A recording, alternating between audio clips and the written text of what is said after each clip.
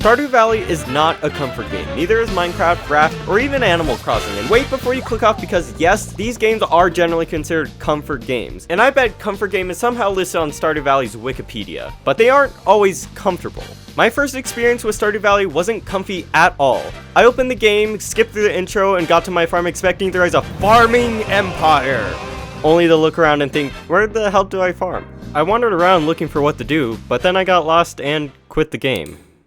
I just didn't get the appeal of Stardew Valley because I was coming from FPS games, and my only experience with resource management games were these stupid tycoon games where you go from making a few cookies to dominating the universe in the span of a couple hours. So the quaint, slow build of cultivating a humble farm and getting to know my neighbors was just so far from anything I had ever experienced. In other words, I simply wasn't ready to play Stardew Valley. Unfortunately, it would be years until I booted up the game again, and I'd only end up doing so when my friends asked me to. Me and my friends had been playing games together since middle school, so we played every game that has a semblance of co-op in it. After realizing some of us already had Stardew Valley sitting in their libraries, we decided to give it a chance.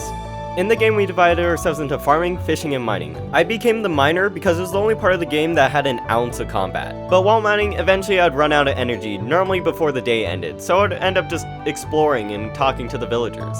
I began building up friendship points with all of them and added talking to them into my daily routine.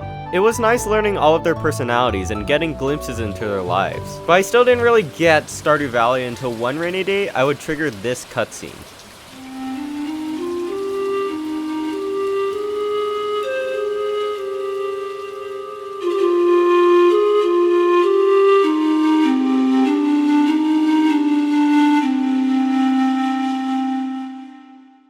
Something about the music and ambience just flicked a switch in my brain, and I suddenly got Stardew Valley. If you look up comfort games, you'll probably find something that looks a little bit like this. But you might also be surprised to find games like Dark Souls? This is because of a common misconception of what a comfort game is. A comfort game isn't a game that looks all soft and homey with a nice relaxing soundtrack.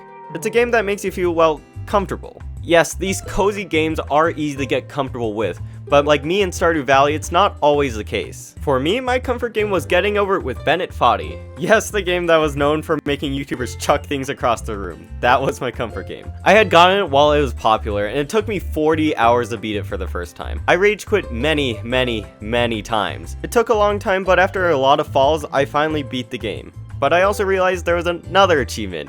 Got over it for real this time, earned by beating the game twice. So I started my climb up the mountain again. It took me another 10 hours, but I beat the game and I was satisfied. I was ready to never pick it up again. Until I found out you can get a golden cauldron by beating the game 50 times. Well, it's Groundhog Day. Again? So I did that. Over 100 hours in, I didn't even realize I had grown comfortable with the controls, and stopped worrying about losing progress because I knew my success in climbing wasn't through brute force of trying again and again until it worked. Instead, it was because I had gotten good enough to move freely across the map. And eventually I got to experience the game in ways that I never would have been able to before. After that, when I was bored and I had free time, I would just throw on some YouTube and play some Getting Over It. It had become my comfort game, and to this day, it's the only game I've gotten every achievement in. But that's enough about me, let's talk about you. Imagine this, you just got off work or school and you finally get home. The day's already pretty much over, so you can't commit to anything. The only real options are either watch a show or better yet, play a game. But the game would need to be simple, just to burn some time. And now take a moment to imagine that game. Got it? Well, I'm about to blow your mind. I don't know what game you're thinking of, but whatever it is, that's your comfort game. Meow. Meow. Oh, what's that, Oreo? Meow. My uncreatively named tuxedo cat? Meow. You're telling them to subscribe? Well, I don't know what I can do. I guess you guys gotta subscribe. I've had many comfort games throughout my life, some better than others, and yes, there are some that are better than others. Games like Stardew Valley and Slime Rancher are great comfort games because you'd be hard-pressed to get mad at them. Maybe you died and lost all your stuff, or you forgot a part of your daily routine, but these things can normally be recovered with just some time and effort. This means at worst, the game will get mundane or boring, but it'll never really impact your mood for the rest of the day. On the other hand are games that have any player versus player interaction like Valorant, League, Brawlhalla, Overwatch, or Rocket League, which will leave you with anything from a broken screen to a charge of second-degree murder. If your comfort game is Dark Souls, at least you're still in control and determine how well you do in the game. But even if you're a top 500 in a multiplayer game, you'll still sometimes get your shit rocked. I learned this the hard way through Overwatch. I got so comfortable with the game that it didn't matter that the day before I had gone to bed pissed after a 10 losing streak. I would still boot up the game the next day to play some more, just because it was my comfort game. It took me slamming my mic into the wall to make me realize, maybe I shouldn't play this game. Now, I'm not saying these are bad games, of course they're not. There's a reason I kept playing Overwatch, and there's a reason I have over 300 hours in Brawlhalla. I wish I could take it all back. But they're just not games to come home to after a hard day. If you found yourself playing maybe not the best comfort game, I suggest trying something new. Not something totally different like me trying to play Stardew Valley, but try something not multiplayer. Still want to keep playing in FPS? Try Doom Eternal. It's still got the violence you would have caused, just not against your teammates in voice chat.